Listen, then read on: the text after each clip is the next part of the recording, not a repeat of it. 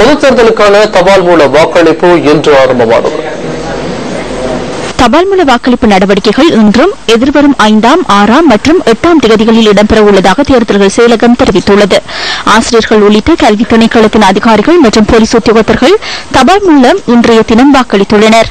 இதேவேளை பதிவு செய்யப்பட்ட அரசியல் கட்சிகளின் பிரதிநிதிகள், போலீஸ் மா அதிபர் மற்றும் தேர்தல்கள் ஆணையாளர் ஆகியோருக்கு இடையில் இன்று கலந்துரையாடல் ஒன்று நடைபெற்றது.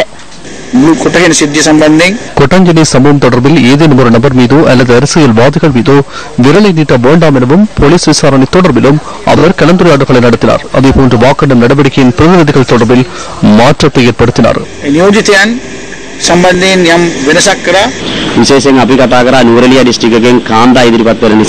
குறிப்பாக நுவரெலியா மாவட்டத்தில் பெண்கள் போட்டியிடுகின்றவையினால் அங்குள்ள கிராமங்களில் மதுபான விநியோகிக்கப்படுகின்றவையை நிறுத்துமாறும் கூறியுள்ளேன்.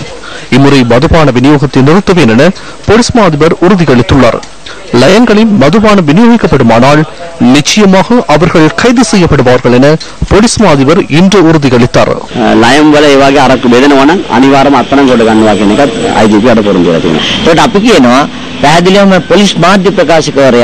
இந்த இடத்தில் கூறப்படுகின்ற விடயங்கள் தொடர்பில் போலீஸ் உத்தியோகத்தர்களுக்கு தள்ளிப்பூட்ட வேண்டும் என நாம் கூறினோம்.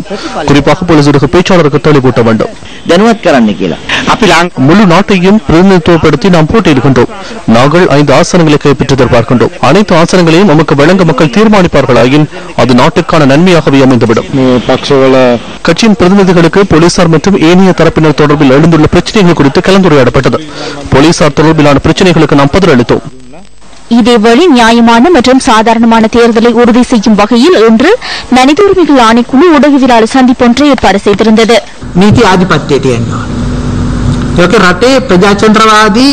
சட்ட ஆதிக்கம் காணப்பட வேண்டும். நாட்டில் ஜனநாயகம் உறுதி செய்யப்பட வேண்டும். சுதந்திர ஊடகம் மற்றும் பொறுப்பு குரல் என்ற விடயம் இருக்க வேண்டும்.